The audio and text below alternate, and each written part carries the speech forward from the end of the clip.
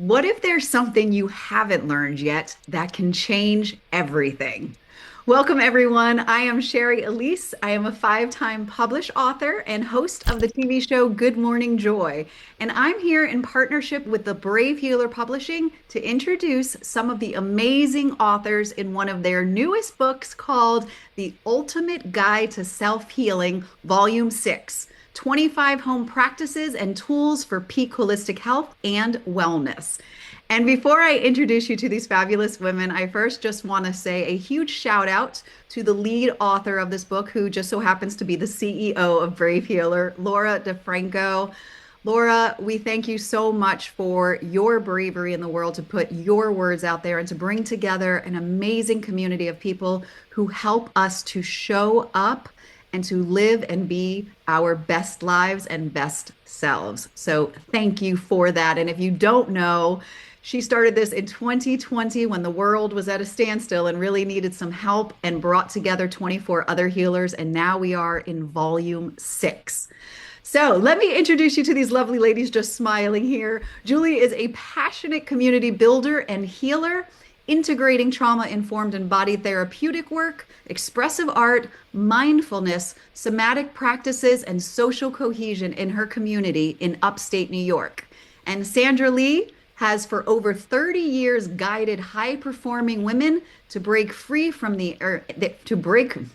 for over 30 years, Sandra Lee has guided high-performing women to break free from the inner critic and reclaim their emotional authority. Welcome, ladies. Wonderful to have you both here. Lovely to be here, Sherry. Yeah, so I just want to first start with that. First, thank you for being part of this book. The world still needs it. 6 volumes later, we all do. I don't know if there's ever going to be a time when we don't. I would love for you, I'll start with you, Sandra. I would love for you to share with me what the name of your chapter was and tell us all a little bit about your why behind writing it. Stories become symptoms, stories heal, breathe beyond pain for freedom. And this is chapter 10. And I think my experience is like a lot of other people who are working on building a business and really struggling with it. And I had identified that what was stopping me was in my head. It was my thoughts, my beliefs, my mindset. And I think that's super common. So that's why I wanted to contribute that to the book, to show people that there's a way through that.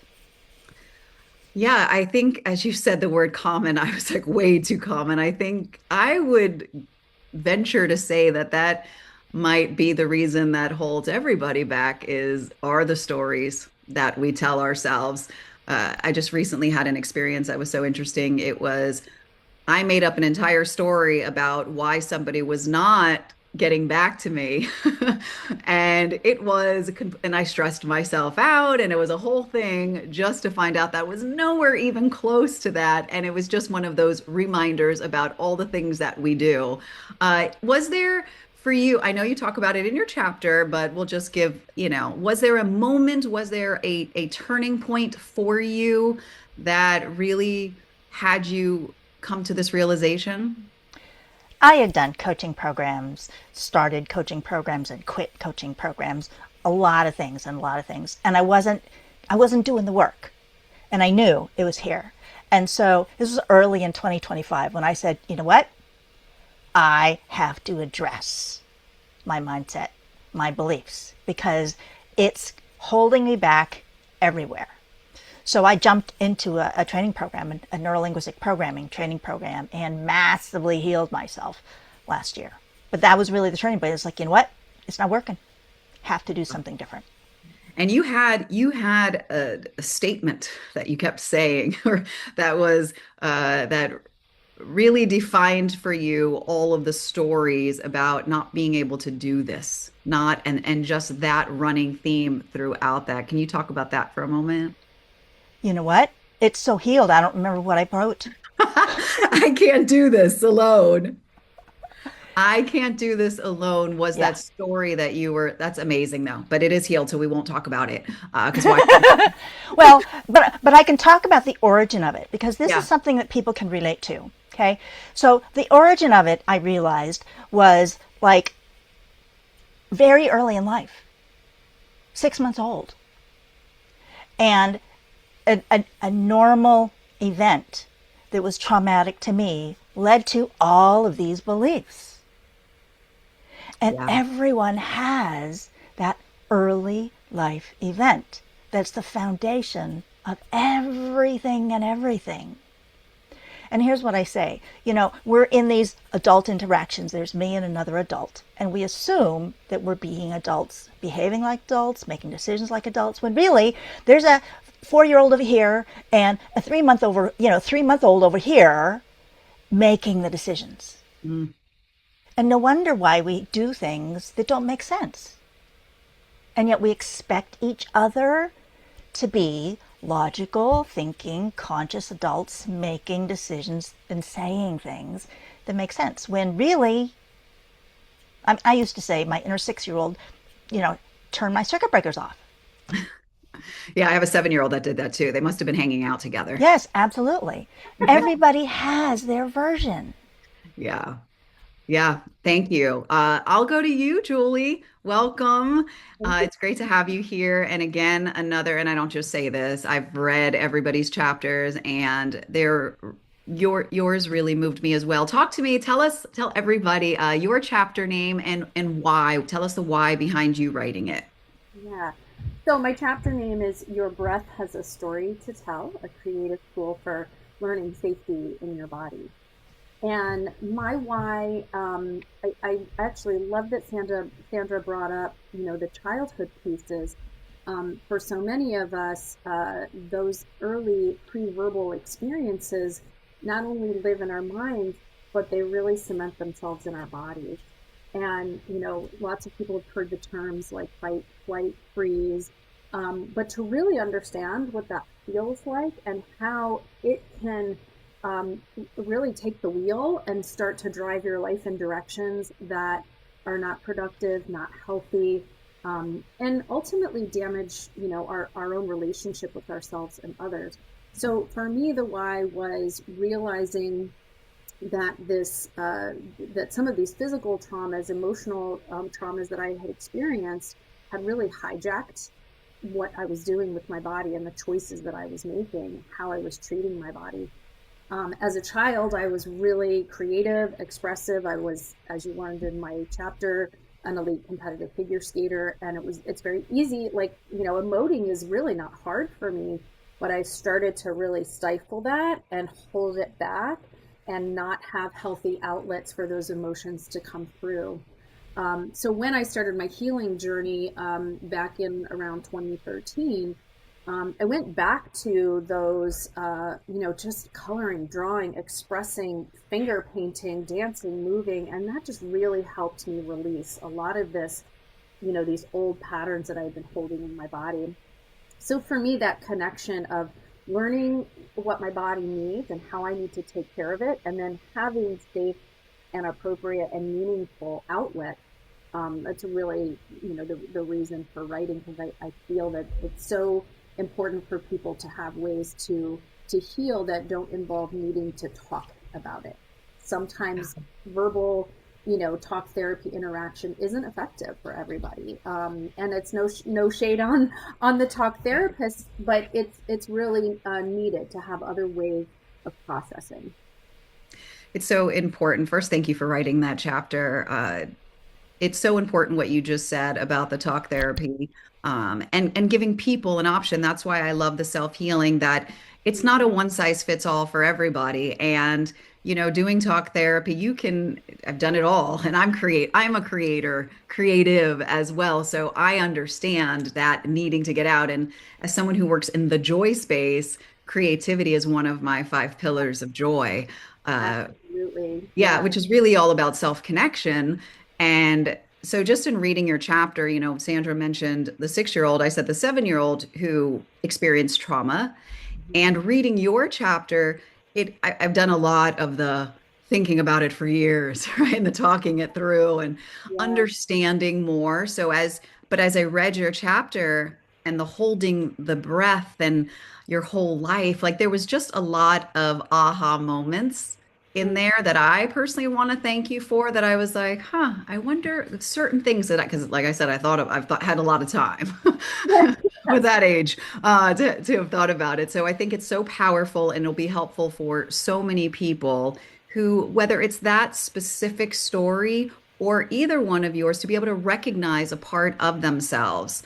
And I'll stay with you, Julie. Curious for you. This is a book, obviously, about holistic healing, all of it. Why do you think that the holistic part is important for people in the healing process? Well, I think we addressed a little bit of that before when, we talked about the talk therapy and the verbal therapy. Sometimes only lands in the mind and doesn't really filter through the body. And holistic, meaning the whole being, the whole person, means mind, body, and spirit. And I think, whatever your spiritual beliefs, your soul and your spirit needs the same kind of feeling that your mind needs, the same kind of feeling that your body needs.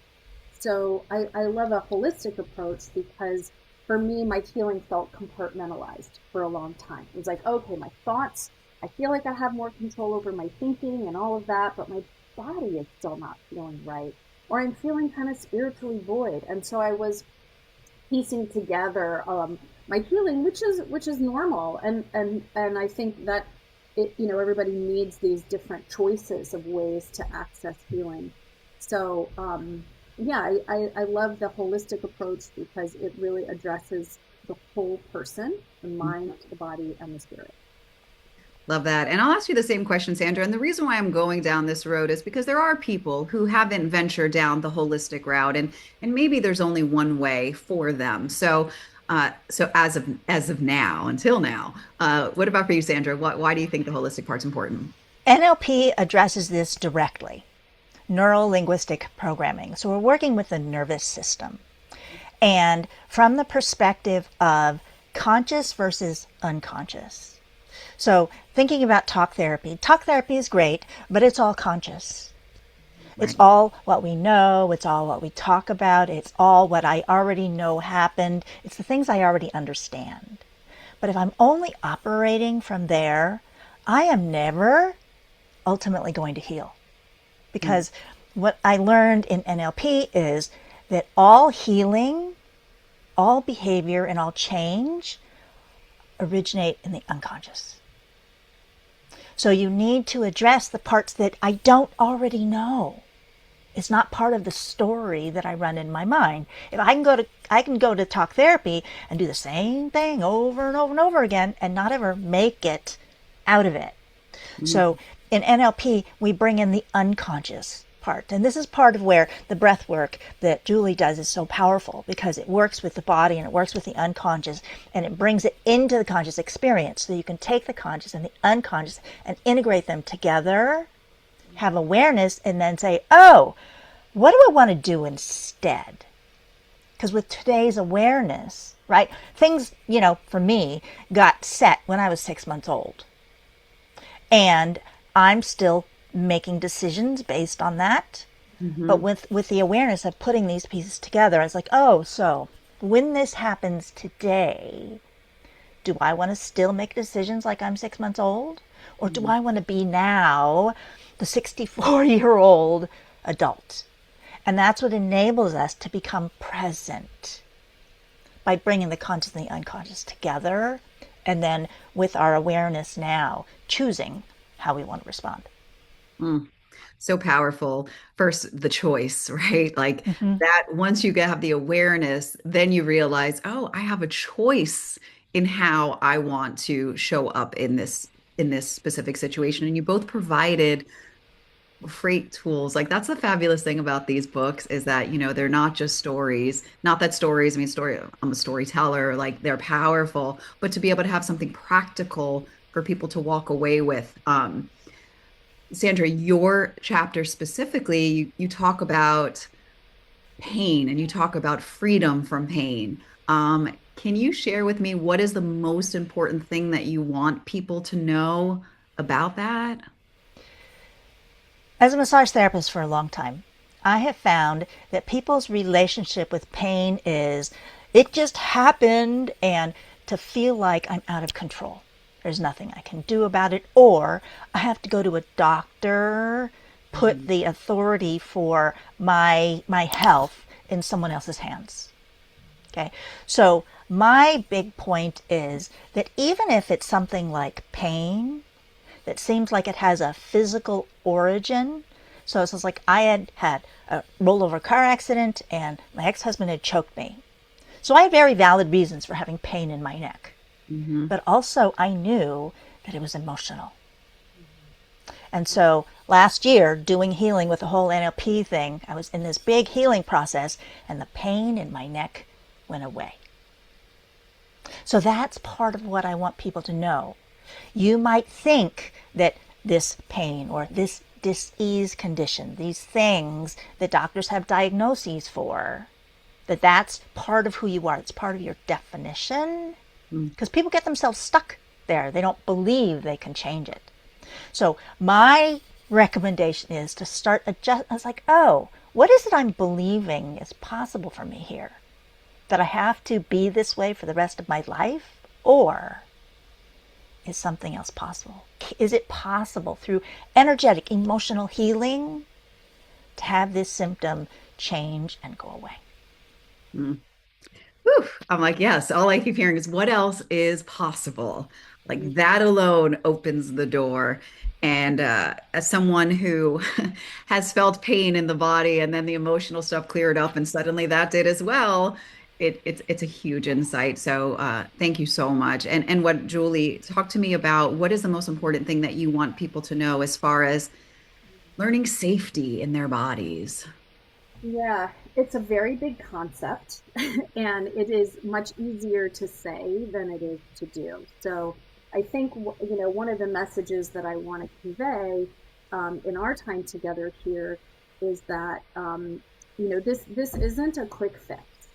And I do think that, holistic people are often searching for the band-aid, but as Sandra mentioned, for many of us, it takes a lifetime of addressing through lots of different modalities the things that we've been through and healing those parts of ourselves.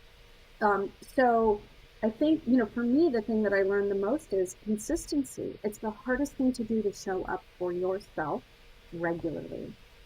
But the benefit and the payoff is astronomical. It's kind of reminding me of one of those credit card commercials.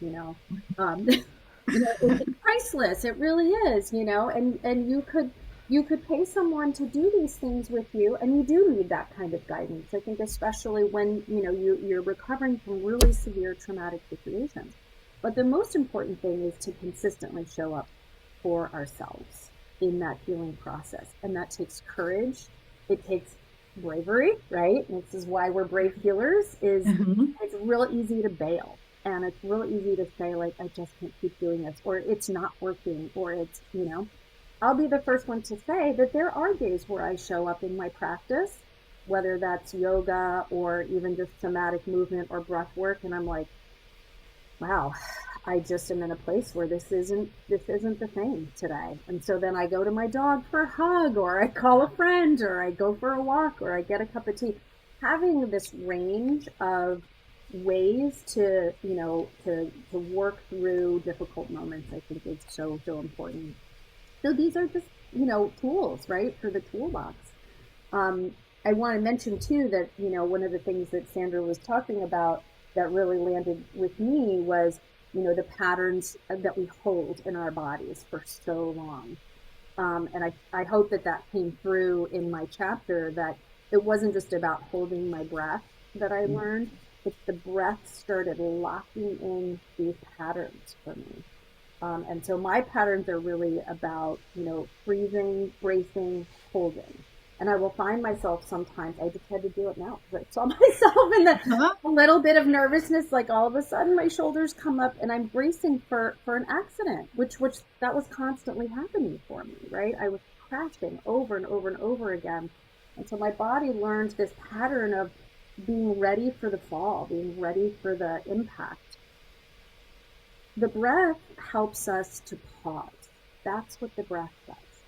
The breath gives us that moment to go, okay, I'm not facing the lion in the room. I'm not actually falling. I'm going, okay, what do I need to do right now? And that leads to safety, right? So I think that pattern of building in that kind of pause, right, with a physical thing like a breath can help us to slowly undo those patterns of bracing, holding, fleeing, whatever it is. Um, so yeah, I want people to know that it takes practice, it takes time, and we don't really, even though some of us call ourselves experts at this, we need this work as much as everyone else. That's why we're here, because we've been doing the work. And 100%. And that's what I love about this book and authors is as much, again, the balance as you create, as you provide these tools, you're also very vulnerable in your own stories and the journeys that you've gone through to be able to show up every day consistently for yourself, to make those mistakes, and then be able to get back up and know. And what I'll keep using the word awareness because I think that's what this book does is that it provides people 25 different ways to be able to look at themselves, to understand themselves a little bit better. I'm going to wrap this up here in a second, but Sandra, I'll ask you, was there any last thing that you wanted to share about your tool or anything that you, before we leave, that you're dying to say? With the tool, I have people look at what's working, what they feel good about, and where they're struggling, and start to gather information from perhaps getting to the unconscious about what's going on with those things, to acknowledge where you've done well and say, so where could I do better here? Love it. And thank you both for having me look at myself more. And I know that our readers are going to do the same thing. I just want to thank you both so much for what you do in the world and for being here to share it with everyone. And to our listeners, I'll say this again, this is way more than a book. This is a generous community who is here for you to answer a question, to carry on conversations like we just had right now, to support you on your journey. And if something resonated with you that we talked about today, please make sure that you go down to the show notes where we've left you authors' links. So be sure to explore. And I'm certain that they are happy to connect with you and share what they have going on. And of course, we hope that you hop on over to Amazon and grab your copy of this amazing book today. And lastly, everyone in the Brave Healer community wants you to remember that your words will change the world when you are brave enough to share them. It's time to be brave. We'll see you next time, everybody. Thank you, ladies, both so much. thank you. Thank you. Thank you.